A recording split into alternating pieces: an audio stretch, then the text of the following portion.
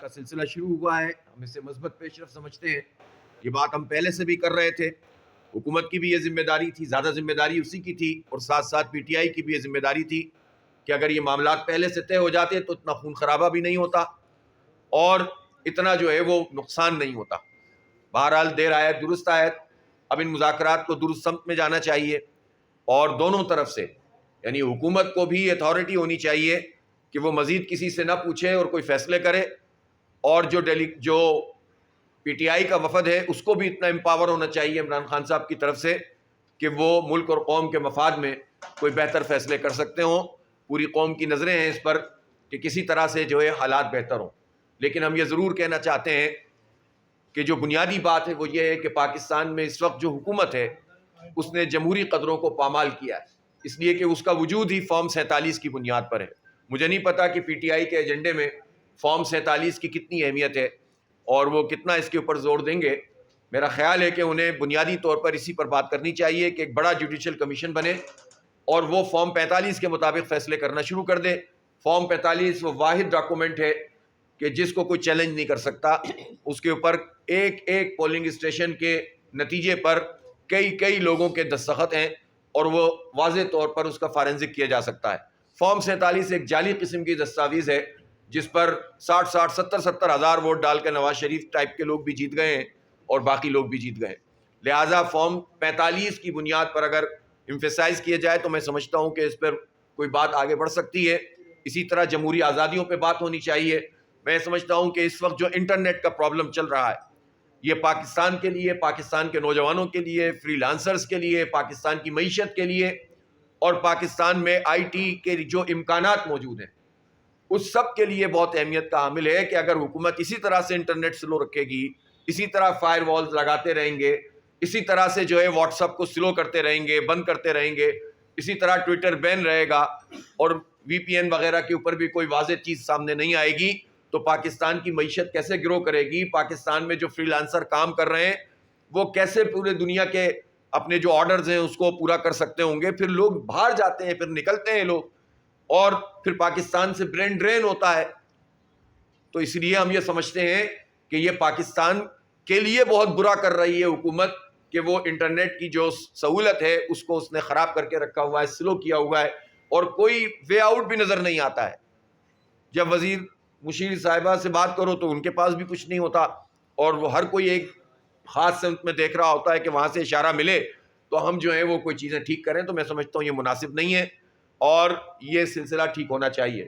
باقی انشاءاللہ ہم اور بہت ساری چیزیں بات کریں گے۔ میں آخر میں پھر دوبارہ اپیل کرتا ہوں کہ 29 تاریخ کو اسلام آباد میں جو غزہ ملین مارچ ہے اس میں بھرپور شرکت کی جائے تاکہ ہم فلسطینیوں کی ترجمانی کر سکیں اور پوری دنیا کے باضمیر انسانوں کو جگا سکیں۔ میرا سوال یہ ہے کہ آپ نے پوری صورتحال پہ توجہ دلائی ہے، لیکن جو ملک کے امن و امان کی صورتحال ہے، خاص طور پر کرم میں اور پانا چڑھانے کی صورتحال ہے، اس پہ آپ نے بات نہیں کی۔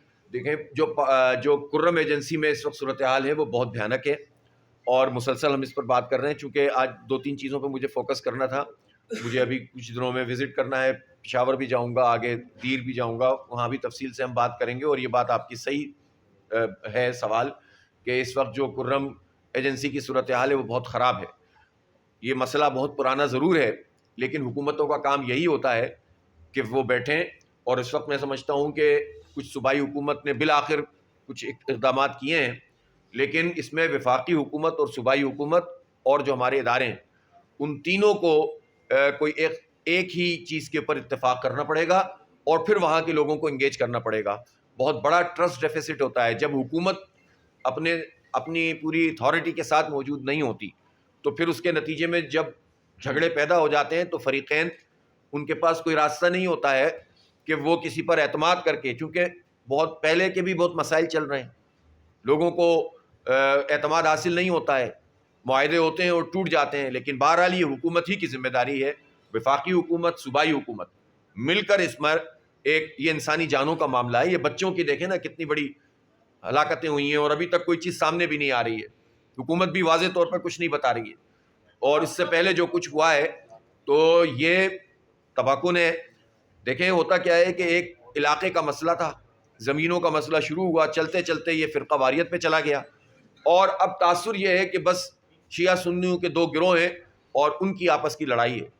یقیناً یہ تاثر بن چکا ہے اور ایسے حالات بن چکے ہیں، لیکن اس پر آگ پر پانی ڈالنے کی ضرورت ہے، اقدامات کرنے کی ضرورت ہے، فکس کرنے کی ضرورت ہے، انصاف فراہم کرنے کی ضرورت ہے، اور ہر صورت میں خرم ایجنسی کو امن چاہیے. اور امن و امان کی جہاں تک بات ہے تو پورا خیبر پختونخوا اس وقت ظاہر ہے کہ دہشت گردی کی لپیٹ میں ہے، اور ہمیں اپنے پورے ریجن کے حوالے سے بھی اپنی پالیسیوں کو ریوزٹ کرنے کی ضرورت ہے. افغانستان کے ساتھ بھی بامانی مذاکرات ہی مسئلے کا حل ہیں، بجائے اس کے کہ دونوں طرف سے پوائنٹ آف نو ریٹرن پہ کھڑے ہو جائیں. تو کس کا نقصان ہے؟ نہ پاکستان کو فائدہ ہے نہ افغانستان کو فائدہ ہے. افغان حکومت کو بھی ذمہ داری کا مظاہرہ کرنا ہوگا، اور پاکستان کی حکومت کو بھی بالآخر مذاکرات کے ذریعے سے ہی اس مسئلے کو ایڈریس کرنا ہوگا. طے در طے مسئلے ہیں، جب ہم خود کمزوری دکھاتے ہیں تو دنیا جہان کی پراکسیز آنا شروع ہو جاتی ہیں. کتنے لوگوں کی نظریں ہمارے ملک کے اوپر ہیں اور وہ یہ چاہتے ہیں کہ یہاں پر امن کبھی قائم ہی نہ ہو سکے اس ریجن میں. تو ہمیں جو اپنی ریجنل فورسز ہیں ان سے بھی بات کرنے کی ضرورت ہے. اسی طرح سے بلوچستان کا معاملہ بھی اہم ہے، وہاں بھی بدامنی ہے، اور وہاں بھی صرف سنگل ٹریک سے مسئلہ حل نہیں ہوتا کہ آپ آپریشن پہ آپریشن کرتے رہیں. پاکستان بننے سے لے کر اب تک کتنے آپریشن وہاں پر ہو چکے ہیں. اگر مسئلہ حل ہونا ہوتا آپریشنوں سے تو ہو چکا ہوتا. انہیں انگیج کرنا پڑے گا، ان کے ایشوز کو ریزالو کرنا پڑے گا. سب سے بڑی بات یہ ہے کہ انہیں عزت دینی پڑے گی. پختون ہو یا بلوچ ہو یا کوئی بھی قوم ہو، جب تک آپ عزت اور احترام کے ساتھ لوگوں سے ڈیل نہیں کریں گے، ان کی عزت نفس کا خیال نہیں رکھیں گے، تو یہ مسئلہ جو ہے پھر بگڑتا چلا جاتا ہے. تو بہرحال حکومت ہی سب سے زیادہ رسپانسبل ہوتی ہے. اسلام بھی پڑوسیوں کے حقوق کا درس دیتا ہے، کیوں نہ 29 تاریخ کو غزہ مارچ کے بجائے آپ پالاچنار مارچ کر لیں، کیونکہ وہاں پر مسلمان ہی مسلمان کا گلا کاٹ رہا ہے. دوسرا سوال میرا یہ ہے کہ آپ نے افغانستان کی بات کی، تو کیا آپ یا جماعت اسلامی افغانستان میں طالبان کی حکومت کو سپورٹ کر رہے ہیں؟ دیکھیں، یہ جو آپ نے فرمایا پاڑا چنار یا کرم ایجنسی کہنا چاہیے. اصل میں دیکھیں کسی ایک علاقے کا نام لیتے ہیں تو پھر وہاں سے پھر مسئلے شروع ہو جاتے ہیں. تو ہمیں پوری کرم ایجنسی کی بات کریں. اگر پاڑا چنار میں زیادتی کوئی کرتا ہے تو زیادتی کرنے والے کے خلاف بات کرنی چاہیے، مظلوم کے حق میں ہونا چاہیے. وہ جو دوسرا علاقہ تھا صدا، ہاں، وہاں پر پرابلم ہوئی ہے تو وہاں کی بات کرنی چاہیے. اور ہمیں کم از کم اپنے تمام کنڈکٹ سے پورے میڈیا کو بھی اور پولیٹیکل لوگوں کو بھی کوئی ایسا تاثر نہیں دینا چاہیے کہ کوئی شیعہ کی ترجمانی کر رہا ہے یا سنی کی ترجمانی کر رہا ہے. ہم عوام کی ترجمانی کریں، ہم غریبوں کی ترجمانی کریں. کیا ہے وہاں پر، کتنے روزگار کے مواقع ہیں، اور اس کے بعد یہ حال ہو کہ لوگوں کی جانیں بھی محفوظ نہ ہو. تو ہمیں جو ہے وہ ہر صورت میں وہاں امن چاہیے. اور یہ اس کے لیے ہم جو ایفرٹ ہے، ہماری جماعت اسلامی کے جو ذمہ داران ہیں وہ اپنا کردار ادا کر رہے ہیں. اور الحمدللہ ہم پازیٹیولی دونوں، آپ کو پتہ ہونا چاہیے کہ جب وہ پہلا واقعہ ہوا تھا جس میں دونوں طرف سے کانوائے جو آ رہے تھے اور اس میں قتل عام ہوا تھا، تو جماعت اسلامی کے جو وہاں کے امیر ہیں انہوں نے باقاعدہ اپنے گھر میں، اپنے گاؤں میں سارے لوگوں کو وہاں پر رکھا تھا. حالانکہ وہ سنی علاقہ تھا اور اہل تشیع تھے، لیکن انہوں نے تمام اہل تشیع لوگوں کو اپنے گھروں میں پناہ دی تھی، رکھا تھا. اور الحمدللہ ابھی تک یہ سلسلہ جاری ہے. اسی طرح بعض شیعہ لوگ ایسے ہیں کہ جو ان سب چیزوں سے